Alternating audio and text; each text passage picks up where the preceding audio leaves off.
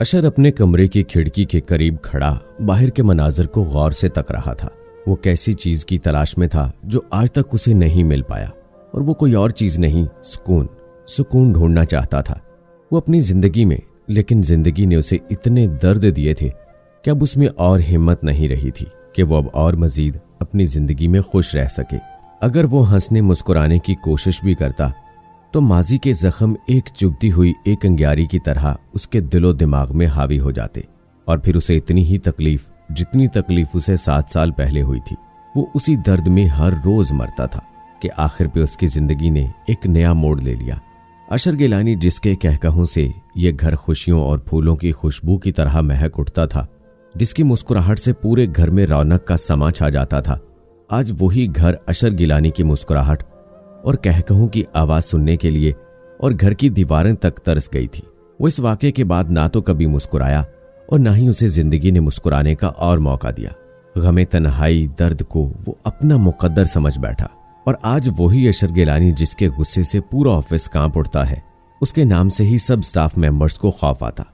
लेकिन उनको इस बात का नहीं मालूम कि कोई इंसान खुद अपने आप को इस तरह का नहीं बनाना चाहता, लेकिन वक्त और जिंदगी के इम्तिहान इंसान को ये बनने पर मजबूर कर देते हैं।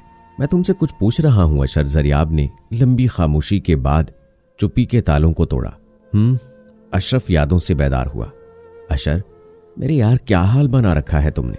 कहते हैं वक्त के साथ साथ सब कुछ बदल जाता है, लेकिन वक्त से पहले बदलना ये अच्छा नहीं है।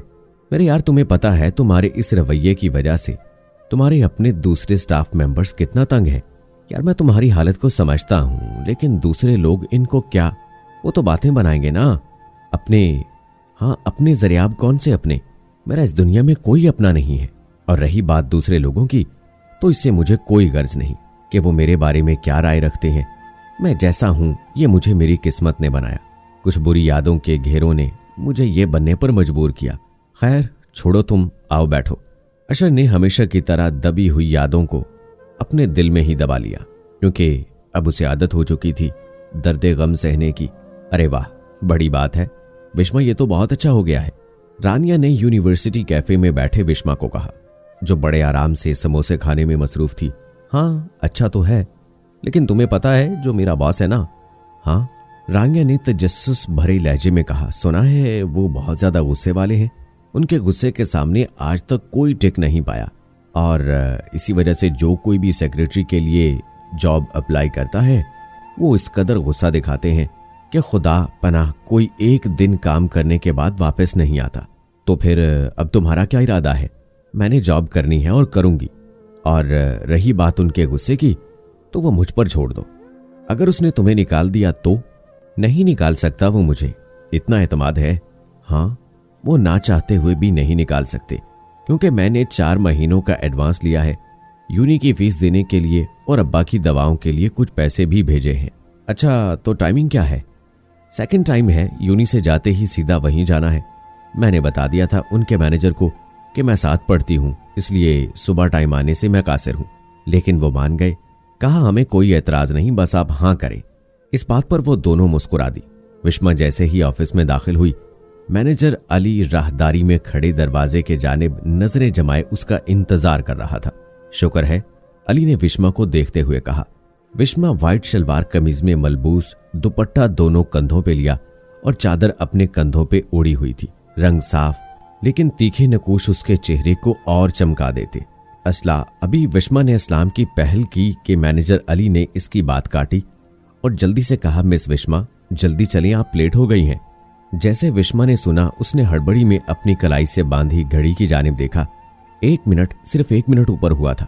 गुड लक मिस विश्मा, उम्मीद करता हूं कि आप इम्तिहान में नाकाम नहीं होंगी। मैनेजर अली अशर गिलानी के ऑफिस रूम के दरवाजे के बाहर खड़ा विश्मा को तसल्ली दी। विश्मा ने चौंकते हुए अली को देखा। उसके चेहरे से लग रहा था कि उसके बॉस का गुस्सा कितना शदीद है। विश्मा ने जल्दी से अपना हाथ ऑफिस के दरवाजे की जानिब बढ़ाया। मे आई कम इन सर? कम इन। जैसे विश्मा ने जवाब सुना, वो हिचकिचाती हुई हाथ में फाइल थामे दाखिल हुई। वो चेयर का रुख दीवार वाली साइड पे किए हाथ में पकड़ी पेंसिल घुमा रहा था। उसकी बैक साइड विश्मा की जानिब थी। आपके पास घड़ी है? जी सर। मुझे जरा टाइम बता सकती हैं? क्या? विश्मा ने जल्दी से टाइम देख सर 2 बजे, विश्वा ने जवाब दिया। अच्छा, तो कितने बजे आपको आने का कहा था? उस रूपदार आवाज में गुस्से की झलक पैदा हुई। 2 बजे, विश्वा ने हिचकिचाती हुई जुबान से कहा। 2 मिनट लेट है वो सर, मैं ट्रैफिक। ओ प्लीज, ये बहाने मेरे सामने नहीं चलेंगे, सुन लिया आपने? उसकी अभी भी पीठ विश्वा की जानिब थी। अब की बार उसने हाथ में पकड़ी पेंसिल को नीचे रखा। जी सर। मगर जैसे विश्वा ने कहा, अशर गिलानी ने अपनी चेयर को हरकत दी और विश्वा की जानिब अपना रुख किया। जैसे विश्वा ने अशर को देखा, उसकी आंखें वहीं ठहर गई। ओ बिगड़े हुए रईस की औलाद। विश्वा बेख्तियार अपना जुमला याद आया। वह बिल्कुल साकत खड़ी थी। उसे यकीन ही नहीं हो रहा था कि वो शख्स जिससे पहले उसकी मुलाकात हो चुकी थी, मुलाकात क्या, अच्छा खासा झगड़ा किया था और वही उसका बॉस था। अगर आप मुझे कहीं मिले ना तो मैं आपको मार दूंगी, वो भी जान से। जैसे अशर ने विश्वा को देखा, उसको विश्वा के साथ हुआ वाकया याद आया। वाह, उसे देखते ही अपनी चेयर से उठा। ओह आप सर, वाह बिगड़े हुए रईस की औलाद। पी हुई है क्या? अंधे हो, पागल हो? और क्या कहा था आपने मुझे? सर लफंकर भी कहा था। जैसे विश्वा ने कहा, अशर ने इंतहाई गुस्से से उसकी तरफ देखा। क्या कहा आपने? नहीं, मेरा मतलब वो नहीं था जो आप समझ रहे हैं। देखिए सर, इस वक्त मुझे कौन सा पता था कि आप ही मेरे बॉस होंगे। ओह वाह, क्या बात है, आपकी अब बड़ी मासूम बन रही है। अशर उसके करीब आया और उसको गौर से देखने लगा। इधर उधर। सर, ये क्या कर रहे हैं आप? मैं देख रहा हूं कि आपने कहीं कोई पिस्टल या चाकू वगैरह तो नहीं छुपाया। सर, क्या मैं आपको शक्ल से गुंडा लगती हूँ, कातिल लगती हूँ? हो भी सकता है जो लड़की बीच सड़क में खड़े होकर जान से मारने की धमकी दे सकती है, वो कुछ भी कर सकती है। सर, वो तो मैंने गुस्से में कह दिया था। आपने भी तो गलत बात की थी ना, गाड़ी आपने मारी थी मुझे। अच्छा, अब आप मुझे बताएंगी? नहीं सर, मैं तो सिर्फ हकीकत बयान कर रही हूँ। Shut up. अगर आपको मेरे साथ काम करना है तो कुछ असूल है जिस पर आपको अमल करना होगा। विश्वा ने सर हिलाया। पहला, बिला वजह छुट्टी की हरगिज इजाजत नहीं। दूसरा, नज्म जब्त का ख्याल रखना है। तीसरा, फालतू की गॉसिप्स ममनू है। चौथा, काम के वक्त सिर्फ काम। और एक बात ये, सिर्फ आपके लिए। वो रुकी, अपनी जुबान को कम चलाना है। जैसे अशर ने कहा, विश्वा का दिल कर रहा था कि इसका सर फाड़ दे, खड़ूस कहीं का, लेकिन उसने दिल पर पत्थर रखकर सर हिला दिया। गुड, अब आप जा सकती हैं। मैं तुमसे प्यार करती हूं अशर, लेकिन मैं तुमसे प्यार नहीं करता। सुन लिया तुमने? क्या कहा तुमने? प्यार नहीं करते मुझसे? किंजा इब्राहिम नाम है मेरा, और जो मैं चाहती हूं वो मैं हासिल करके छोड़ती हूं। अगर तुम ऐसा करना चाहते हो तो करो, तो फिर मैं भी देखती हूं कैसे तुम मुझसे प्यार नहीं करते। जिद है तो जिद की इंतहा भी देखो। ये क्या बकवास है? मैं यूनिवर्सिटी पढ़ने आता हूं, इस घटिया कामों के लिए मेरे पास वक्त नहीं है। जो करना है करो, भाड़ में जाओ। ये तुम कह रहे हो अशर? हाँ, मैं कह रहा हूं, अशर ने कहा और वहां से चला गया। मैं तुम्हें नहीं छोड़ूंगी। नहीं किंजा, ऐसा मत करो, ये पागलपन है। पागलपन है तो रहे, जुनूनी मत बनो प्लीज। ऐसा मत करो। नहीं, ऐसा मत करो, ये पागलपन है। साहब जी, क्या हुआ? ठीक तो है ना आप? बाबा जी मुलाजिम ने अशर को सहारा दिया, जो बेड पे लेटा ख्वाब में हड़बड़ा रहा था। कि अचानक अशर ने अपनी आंख खोली। वो ख्वाब की दुनिया से बेदार हुआ। आप ठीक तो है ना? नींद में आप कुछ कह रहे थे, जैसे बाबा जी ने कहा। अशर ने अपनी पेशानी पर आए पसीने की धार को हाथ से साफ किया। हाँ, मैं बिल्कुल ठीक हूं, आप जाएं। अशर घबराया हुआ लग रहा था। उसके चेहरे पर एक खौफ था, कैसी बुरी याद का खौफ जो उसे सोने तक नहीं देती थी। क्या हुआ था अशर के साथ कि अब नींदें भी इससे खफा हो गई थी। वो सोने की कोशिश करता, लेकिन फिर माजी की यादें उसे याद आ जाती और वो इस कदर खौफजदा हो जाता कि उसे पता तक नहीं चलता कि ख्वाब में वो बोल रहा है। या अल्लाह, अशर के मुंह से बेइख्तियार निकला और वो बेड से उतरा। रात के 10 बज चुके थे। हमेशा की तरह वो नीचे आकर लॉन में बैठ गया। मामा, आप लोगों को तो पता है ना कि मुझे कनाडा नहीं पसंद है। मुझे अपने मुल्क में रहकर ही काम करना अच्छा लगता है। आप लोग क्यों नहीं आ जाते यहाँ? सिर्फ 2 या 3 दिन की छुट्टी के लिए आते हैं। मेरी जान, तुम्हें तो सारी सिचुएशंस का पता है। तुम्हारे बाबा का कनाडा में इतना बड़ा बिजनेस सेटल है, वो कैसे आ सकते हैं? हम आते तो है ना तुमसे मिलने के लिए। हमेशा यही बात कहकर चुप करवा देती हैं आप मुझे, अशर ने कहा लगाया। अच्छा बेटा, तुम्हारा बिजनेस कैसा चल रहा है? गिरानी साहब ने चाय पीते हुए पूछा। बहुत अच्छा डैड, मैं तो सोच रहा था अब मैं भी बाहर इन्वेस्ट करके देखूं। हाँ, ये बात सही, एक दफा देख लो, अगर डीलर्स अच्छे तो डील करने में क्या हर्ज है। वो लॉन में अकेला बैठा सारी बातें याद कर रहा था। कि उसकी आंखों में आंसू दरिया की तरह बहने लगे। माँ बाप दुनिया की सबसे बड़ी नेमत होते हैं, जिनके होने से जिंदगी जिंदगी लगती है। उसने एक लंबी आह भरी और अपने कमरे की जानिब बढ़ा। मे आई कम इन सर? विश्मा ने दरवाजे पर खड़े होते कहा। कम इन? जी सर, आपने बुलाया? विश्मा टेबल के करीब खड़ी थी। इसके साथ पहलू पर पड़ी चेयर्स थीं, जिसकी एक चेयर्स पर जरियाब बैठा था। वो विश्मा की तरफ देख के मुस्कुराया। मिस विश्मा, वो काली सी चीज का नाम ब्लैक कॉफी है। हाँ वही सर, मतलब तो एक ही है ना, ब्लैक कह लो या काली कह लो, एक ही बात है। मैंने आपको कहा था। हाँ सर, याद है मुझे, माफी मांग तो ली थी मैंने। अब क्यों हर रोज याद करके खुद को हलकान कर रही हैं? मैंने कौन सा सचमुच आपको मार दिया है? सिर्फ जान की धमकी ही दी थी ना। जैसे विश्मा ने कहा, जरियाब ने हंसते हुए अशर की तरफ देखा। जैसे अशर ने सुना, उसने फाइल बंद की। मैं इसकी बात नहीं कर रहा। अगर यहां काम करना है तो अपनी जुबान पर काबू रखें। मुझे मेरे ऑफिस में इस तरह की बदनज़मी पैदा करने वाले लोग बिल्कुल भी नहीं पसंद। सुन लिया आपने? और आगे से आकर आपने कोई भी फजूल बात की तो फिर मुझसे कोई बुरा नहीं होगा। जाएं, जाके अपनी जगह पर बैठें और फाइल की रीचेकिंग करें, अशर ने कहा। विश्मा चुप से पीछे मुड़ी और दरवाजे की जानिब बढ़ी। रुकिए मिस विश्मा, अपनी आंखों का सही से इस्तेमाल करें और ध्यान से देखिए आपकी जगह कहाँ है। विश्मा वहीं रुकी और उसने दूसरी तरफ पड़े टेबल और कुर्सी की जानिब देखा, जहां पर एक स्टाफ मेंबर का कैबिन की तरफ अरेंजमेंट किया था।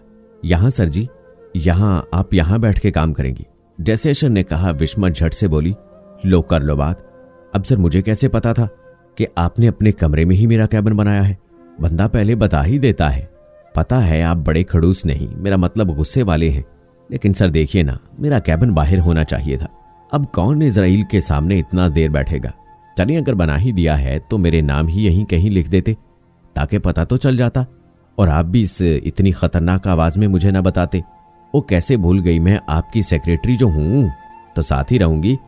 मैं भी ना। Just shut up miss Wishma and get out. क्या सर? मैं? लेकिन क्यों? आप आई सेड गेट आउट, बाहर जाएं और मैनेजर अली से अपने काम के मुतालिक और पूछें। अशर इस कदर गुस्से से बोला कि विश्मा चली गई। चंगेज खान कहीं का। जरियाब ने विश्मा के जाते ही जोर से कह कहा लगाया। तुम क्यों हंस रहे हो यार? क्या लड़की है? मतलब आज तक मैंने ऐसी चालाक लड़की नहीं देखी। वैसे इसकी जुर्रत को दाद देनी चाहिए कि वो तुम्हारे जैसे बॉस के सामने टिक गई है। यार क्या बातें की हैं उसने। तुम मेरी साइड पे हो या उसकी? फिलहाल किसी की भी नहीं। अच्छा छोड़ो, तुम बताओ क्या बना तुम्हारी नाकाम मोहब्बत का अंजाम? अशर ने तंज किया। खैर नाकाम तो मत बोलो, आज उससे मिलना है। मुझे यकीन है कि वो मान जाएगी। हाँ मान जाएगी, आखिर दोस्त है हमारी, जैसे इन दोनों ने कहा। अली से अंदर दाखिल हुई। हेलो बॉयज, क्या चल रहा है? बड़ा मुस्कुराया जा रहा है। अशर ने अलीजे की तरफ देखा जो हाथ में केक पकड़े दाखिल हुई। जैसे जरियाब ने अलीजे को देखा, वो मुस्कुराकर खड़ा हो गया। अलीजे तुम? हाँ मैं। क्यों, खुशी नहीं हुई? नहीं नहीं, ऐसी कोई बात नहीं, आओ बैठो। अशर ने अलीजे को बैठने का कहा। Thank you. सो क्या बातें हो रही थी मेरे आने से पहले? अलीजे ने जरियाब की तरफ देखा जो मुस्कुरा रहा था। नहीं नहीं, वो काम के बारे में डिस्कस कर रहे थे। मुझे पता था तुम नहीं बताओगे। अच्छा खैर ये छोड़ो, मैं तुम लोगों के लिए केक लेकर आई हूं। किस खुशी में? अशर ने पूछा। क्या मतलब किस खुशी में? दोस्त हूं मैं तुम लोगों की, अपने लिए खरीदने लगी थी तो सोचा तुम लोगों के लिए भी लेती जाऊं। अच्छा अब ज्यादा बातें नहीं, अशर प्लेट्स मंगवाओ। अशर बिना मुस्कुराए हाँ में सर हिलाया और फोन की जानिब हाथ बढ़ाया। मिस विश्मा को भेजिए। विश्मा प्लेट्स और केक कटर लेकर अंदर दाखिल हुई। अस्सलाम वालेकुम। विश्मा ने अलीजे को देखकर सलाम किया। वालेकुम अस्सलाम। जी आप कौन? मेरा नाम विश्मा वलीद है, यहाँ सेक्रेटरी की जॉब करती हूँ। ओह वाह, अशर फाइनली कोई तो सेक्रेटरी की जॉब पर अटका। आपको आपके बॉस कैसे लगे? अलीजे ने तजस्सुस में पूछा। जैसे अलीजा ने पूछा, विश्मा ने एक नजर अशर की तरफ देखा जो बड़े गुस्से से उसकी तरफ देख रहा था। मुझे सर तो बहुत ही अच्छे लगे। रियली? अलीजे चौंकी। हाँ इतने अच्छे हैं कि मैं आपको बता नहीं सकती। ये तो बहुत अच्छी बात है कि तुम्हें अपना बॉस अच्छे लगे। लाइए मैं डाल देती हूँ। विश्मा ने केक पकड़ा। जैसे ही उसने केक पकड़ा कि अचानक उसके हाथ से केक फिसलकर नीचे गिर गया और अलीजे के कपड़ों पे गिर गया। यह क्या बदतमीजी है मिस विश्मा? अशर ने इस कदर गुस्से से कहा कि विश्मा कांप गई। विश्मा की आंखें वहीं रुक गईं। इनमें कोई हरकत नहीं थी। उसका दिल जोर से धड़कने लगा। यूं मालूम हो रहा था कि सारी चीज साकत हो गई हूं कि इसके मुंह से बेइख्तियार निकला, आई एम सॉरी मैम। अलीज़े ने अपने कपड़ों की जानिब देखा जो बुरी तरह से खराब हो चुके थे। ये क्या बदतमीजी है मिस विश्मा? अशर ने इस कदर गुस्से से कहा कि विश्मा कांप गई। वो सर गलती से हो गया, विश्मा ने अटकते हुए कहा। इससे सही से बोला तक नहीं जा रहा था। क्या मतलब गलती से हो गया? नजर नहीं आता क्या? जैसे अशर ने कहा, अलीज़े ने विश्मा की तरफ देखा जो बिल्कुल डर चुकी थी। इट्स ओके अशर, कुछ नहीं होता, गलती हो जाती है इंसान से। लेकिन अलीज़े, लेकिन क्या अशर? अगर इसने सॉरी बोल दिया तो माफ कर दो, और वैसे भी इसने कौन सा जानबूझकर ये सब किया है। इट्स ओके विश्मा, काम डाउन, मैं आती हूं, अलीज़े ने कहा और बाहर की जानिब बढ़ी। इससे गलती हुई थी लेकिन उसने जानबूझकर नहीं किया। विश्मा वहीं खड़ी अभी इसी सोच में गुम थी कि अशर उसके करीब आया। अब खड़ी खड़ी मुंह क्या देख रही हो, जाओ मेड को बुला के लाओ। विश्मा ने जल्दी से सर हिलाया और मेड को बुला लाई। ज़रियाब अलीज़े के पीछे उसकी मदद के लिए गया। विश्मा साथ खड़ी मेड से सही से साफ करवा रही थी। जैसे काम मुकम्मल हुआ, विश्मा भी साथ इसके बाहर जाने लगी कि अशर ने पीछे से आवाज दी, रुकिए, आप जाएं। मिस विश्मा, आप मेरी बात सुनकर जाएं। विश्मा के कदम वहीं मंजमद हो गए। उसका हौसला नहीं हो रहा था कि वो अशर के सामने खड़ी हो सके। बातें तो तुम्हें सारी दुनिया की आती हैं, काम तुमसे एक भी सही तरीके से नहीं होता। देखिए मिस विश्मा, अगर मेरे साथ काम करना है ना तो सही सीरियस होकर करना पड़ेगा। और हाँ, एक और बात, ये मेरा ऑफिस है, कोई प्लेग्राउंड नहीं कि जब जी आया फ्री टाइम कर लिया। और आपने ठेका लिया है पूरे ऑफिस के नौकरों से बातें करने का।